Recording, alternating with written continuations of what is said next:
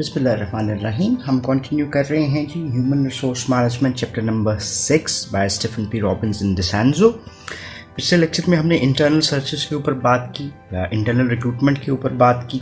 अभी हम बात करने जा रहे हैं एक्सटर्नल सर्चेस और एक्सटर्नल रिक्रूटमेंट। हमने डिफाइन किया था कि internal recruitment is a type of recruitment जिसमें organisation within the organisation employees को चांस देती है कि वो हायर पोस्ट के लिए अपनी सर्विसेज को रेंडर कर सकते हैं और उसी में से सिलेक्शन प्रोसेस हो जाता है। इसी तरह से जब एक ऑर्गेनाइजेशन ये करती है कि अपने ऑर्गेनाइजेशन से हट के anyone outside the organisation can apply for the post, तो वो हमारे पास क्या बनता है, एक्सटर्नल रिक्रूटमेंट और एक्सटर्नल सर्चेस। अब एक्सटर्नली जब हम अपने लिए एम्प्लॉयज़ को ढूंढने की कोशिश कर रहे हैं या कैंडिडेट्स का पूल डेवलप करने की कोशिश कर रहे हैं, तो हमारे पास डिफरेंट ऑप्शंस आ जाते हैं। उन ऑप्शंस में हमारे पास सबसे पहले एडवर्टाइजमेंट्स हो सकती हैं जी। इसके अलावा हमारे पास एम्प्लॉयमेंट एजेंसीज़ का ऑप्शन आ सकता है, स्कूल्स हैं, कॉलेजेस हैं, यूनिवर्सिटीज़ हैं, प्रोफेशनल ऑर्गेनाइजेशंस हैं एंड अनसॉलिसिटेड एप्लीकेंट्स जो हैं वो हमारे पास चॉइस बन सकते हैं of recruiting new employees. So let's see, इनकी डिटेल में थोड़ा सा चलते हैं और बात करते हैं कि ये मेथड्स क्या हैं। पहला मेथड जिसके ऊपर हम इन डिटेल बात करने जाएंगे that is called as advertisements. Advertisements has been considered as the most largely used method for the recruitment. और इस एडवर्टाइजमेंट्स को अगर हम देखना चाहें तो उसमें डिफरेंट मेथड्स आ सकते हैं। जैसे एक तो जनरल हम बात कर लेते हैं, जैसे हमारे पास जनरल मार्केटिंग की बात करते हैं तो टेलीविज़न एडवर्टाइजिंग जो है वो हमारे पास बहुत आम है, लेकिन जो हमारे पास ह्यूमन रिसोर्स मैनेजमेंट में रिक्रूटमेंट के कॉन्सेप्ट आता है उसमें टेलीविज़न एडवर्टाइजमेंट्स उस तरह से यूटिलाइज नहीं होती, बड़ा रेयर यूज़ है। रेडियो हैज़ बिन यूज और सबसे ज़्यादा यूज़ होने वाला मीडिया जो है वो क्या है, that is called as newspaper advertisements. So newspaper ads are still being widely used by different organizations to launch the recruitment process, advertise the recruitment or vacancies for the organization. Basically whenever हम बात करते हैं advertising as a external search method, तो हमारे पास कुछ variables हैं जिसको हमें कंसिडर करना पड़ता है और जिसको इम्पोर्टेंस देनी पड़ती है। वो तीन वेरिएबल्स जिसके ऊपर हम बात करने जा रहे हैं, वो तीन इम्पॉर्टेंट चीज़ें क्या हैं। First, identification of the organisation, कि ऑर्गेनाइजेशन का पता होना कि किस ऑर्गेनाइजेशन के लिए ये एडवर्टाइजमेंट की जा रही है। इसमें एक और कॉन्सेप्ट ब्लाइंड बॉक्स का आता है, उसको भी हम डिस्कस कर लेते हैं। दूसरी बात कि हमें आइडिया होना कि लेबर मार्केट की कंडीशंस क्या हैं। Labour market can change regarding the demand and supply of the human resource. और तीसरी बात जो हमारे लिए इंपॉर्टेंट है, that is the degree to which the advertisement include specific requirements. हमने दो चीज़ें एचआर में पढ़ी थी, एक को हमने जेडी कहा था और दूसरे को हमने कहा था जेएस। जेडी बताता है हमें जॉब के बारे में कि क्या करना है और जेएस बताता है रिक्वायरमेंट्स के बारे में कि उस जॉब को परफॉर्म, यानी जेडी को परफॉर्म करने के लिए रिक्वायरमेंट्स क्या हैं।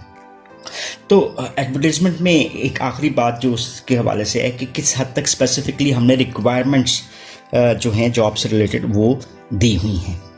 सो ये तीन वेरिएबल्स हैं जो कि रिस्पांस रेट ऑफ एडवर्टाइजिंग है उसको एड्रेस कर रही होती है। इसके साथ एक कॉन्सेप्ट आता है which is called as blind box add.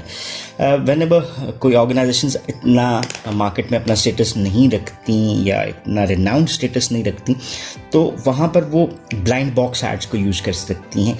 N advertisement that does not identify the advertising organisation, यानी ऐड तो दिया जाता है, रिक्रूटमेंट की बात भी की जाती है, पोस्ट की बात भी की जाती है, लेकिन आइडेंटिफिकेशन ऑफ द ऑर्गेनाइजेशन नहीं दी जाती कि किस ऑर्गेनाइजेशन की तरफ से ये ऐड दिया जा रहा है। जो आपसे सीवीज रिक्वायर और एप्लीकेशन रिक्वायर की जाती हैं वो they might be from PO box, post office box number XYZ। इसके ऊपर आप अपनी जो एडवर्टाइजमेंट अपनी एप्लीकेशंस हैं वो सेंड कर सकते हैं। सो अमूमन जो लार्ज ऑर्गेनाइजेशंस हैं वो यूज़ करती हैं national reputation seldom use blind advertisement to fill the lower level positions. So इसका यूज़ किया जाता है। सॉरी, खैर इसी की अगर हम बात करते हैं, तो जब ऑर्गेनाइजेशन एट टाइम्स पब्लिसाइज नहीं करना चाहती कि वो इंटरनल पोजीशंस को फिल करने जा रही हैं, means within the organisation इसका ना पता लगे, तब भी वो इस मेथड को यूज़ कर सकती हैं कि ब्लाइंड बॉक्स ऐड दे दिया, नो वन नोज़ कि whether this is a job vacant in this specific organisation. और दूसरी कंडीशन जहाँ पे when it seeks to recruit for a position where there is a soon to be removed incumbent, आप किसी post को खाली करना चाह रहे हैं, मींस किसी को फायर करना चाहते हैं, ले ऑफ का पार्ट बनाना चाह रहे हैं, तो आप उसको बताए बगैर आप ऐड दे देते हैं, क्योंकि ऑर्गेनाइजेशन का नहीं पता, नो वन नोज़ कि इस पोस्ट के लिए ये एप्लीकेशन दी जा रही है। सो ब्लाइंड बॉक्स एजेंट्स हैं वो एचआर को असिस्ट करते हैं क्वालिफाइड एप्लीकेंट्स को फाइंड आउट करने के लिए, लेकिन बहुत सारे लोग शायद ब्लाइंड बॉक्स एड्स को उस तरह से रिस्पॉन्स भी नहीं करते बिकॉज उस पर आइडेंटिफिकेशन नहीं है। एक फियर भी होता है कि ये एडवर्टाइजमेंट जिनसा है उनकी अपनी ऑर्गेनाइजेशन की तरफ से ही ना दी गई हो and they will be expose that they want to switch over their job. तो ये कुछ फियर्स हैं जो हो सकते हैं। अभी हमारे पास एक जो बात आती है कि जो हमारा एडवर्टाइजमेंट है उसके लिए इंफॉर्मेशन कहाँ से आएगी। So best source of information जो हमारे पास एडवर्टाइजमेंट्स के लिए आता है वो हमारे पास डॉक्यूमेंट्स हैं जो जॉब एनालिसिस की बेस पे हम क्रिएट करते हैं, that is the job description and job specification. So वहाँ से हम basic content of any advertisement जो हैं वो डेवलप कर सकते हैं। इसको हम पहले से भी डिस्कस कर चुके हैं कि जॉब डिस्क्रिप्शन क्या है, जॉब स्पेसिफिकेशंस क्या हैं। सो वहाँ से हम इंफॉर्मेशन लेके यूज़ कर सकते हैं। सो ये एक आपके सामने एडवर्टाइजमेंट है of US New York HR generalist recruiter, जिसमें स्टेटस दिया है, सैलरी रेंज दी है, रेफरेंस कोड दे दिया, जॉब लोकेशन दे दी, और देन स्पेसिफिकेशंस का मटेरियल आपके सामने ये नज़र आता हुआ आपको दिखाई दे रहा है। So this is how ads can be developed, जो कि प्रिंट मीडिया के ऊपर आप देना चाहें तो आप दे सकते हैं।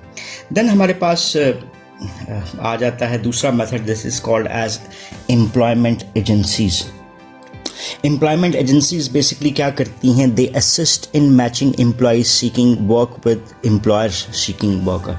सो ये हमारे पास कैंडिडेट है और ये हमारे पास एम्प्लॉयर है और ये हमारे पास एम्प्लॉयमेंट एजेंट आ गया। सो ये दोनों लोग इससे कांटेक्ट करते हैं और ये इंफॉर्मेशन इन दोनों तक पहुंचा सकता है कि what process should be adopted, और इन दो पार्टीज़ को इकट्ठा करने में इसका एक रोल हो सकता है। सो ये असिस्ट कर रहे होते हैं बेसिकली कि हम एम्प्लॉइज़ को उस ऑर्गेनाइजेशन की रिक्वायरमेंट्स के साथ मैच कर सकें। So different types of employment agencies exist करती नज़र आती हैं जो दोनों पार्टीज़ को हेल्प करती हैं। इसमें हमारे पास कई किस्म की एजेंसीज आ जाती हैं, जैसे पब्लिक और स्टेट एजेंसीज हैं आपके पास, देन प्राइवेट एम्प्लॉयमेंट एजेंसीज आ सकती हैं, एंड मैनेजमेंट कंसल्टिंग फॉर्म्स। इन तमाम फॉर्म्स या एम्प्लॉयमेंट एजेंसीज जो तीन की हमने बात की, इसका पर्पस हमें एक ही नज़र आता है, और मेजर डिफरेंस जो है वो क्लाइंट्स का आ जाता है कि किस किस्म के क्लाइंट्स को ये लोग सर्व करते हुए नज़र आ रहे हैं। सो इसी को थोड़ा सा डिटेल में देख लेते हैं कि हमारे पास पहली फॉर्म जो आ जाती है वो है जी पब्लिक एंड स्टेट एजेंसीज।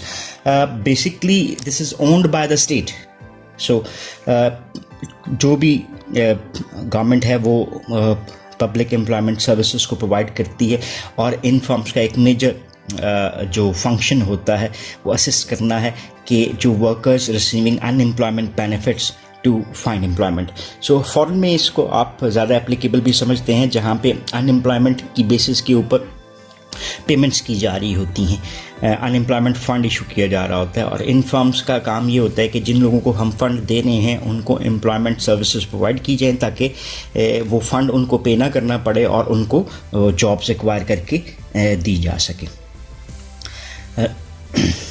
इसके अलावा जब हमने मैचिंग के प्रोसेस की बात की, ये ऑर्गेनाइजेशन और हमारा वर्कर को, many public and state agencies assist employees with testing, job analysis, evaluation programmes and community wage service. So ये इस एक सेकेंडरी फंक्शन आ जाता है पब्लिक स्टेट एजेंसीज़ का।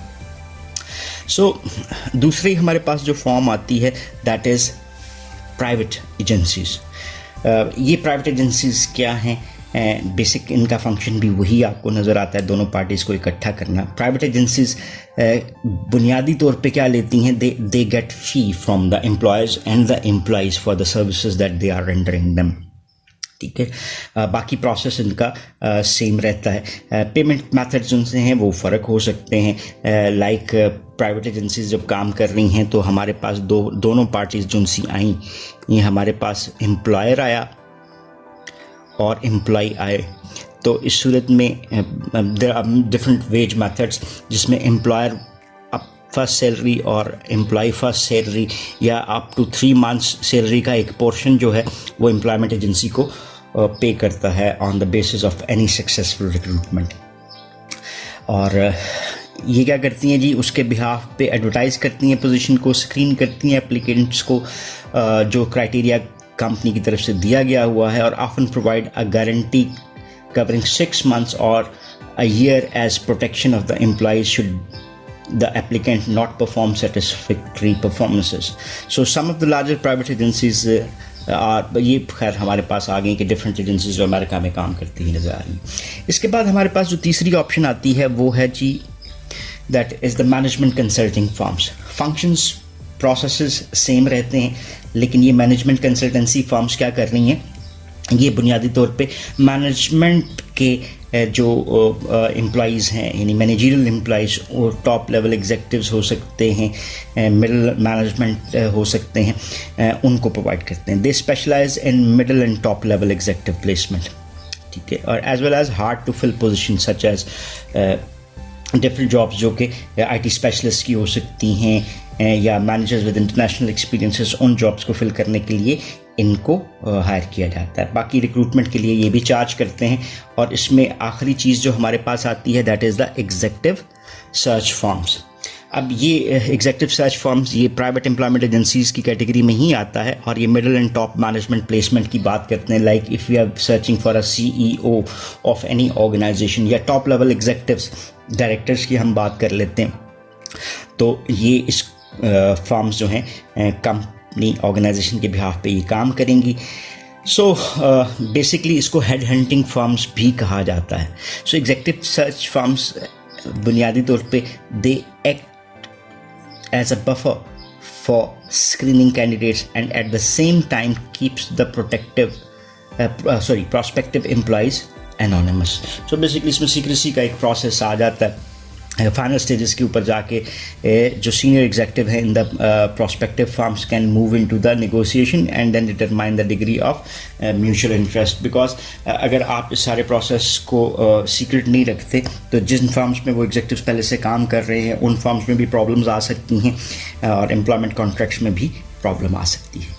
सो एक्सटर्नल सर्चेस के हवाले से हमने जो अभी के लेक्चर में बात की उसमें हमने 2 चीज़ों के ऊपर ज़्यादा बात की है। हमने अंडरस्टैंड करने की कोशिश की थी कि एक्सटर्नल सर्चेस क्या होती हैं, और देन हमने उसमें एडवर्टाइजमेंट को देखा और एडवर्टाइजमेंट्स के डिफरेंट एस्पेक्ट्स को देखा, ब्लाइंड बैक्स एड्स को देखा, और एग्जेक्टिव सर्च फर्म्स के ऊपर हमने एग्जेक्टिव सर्च फर्म्स और डिफरेंट फर्म्स जो कि प्राइवेट पब्लिक हो सकती हैं उसके ऊपर हमने बात की। नेक्स्ट लेक्चर में इसी टॉपिक को आगे लेकर चलेंगे। If you have any question or queries you can ask in the comment section. So thank you very much for watching this lecture. Have a nice time. अल्लाह हाफिज़।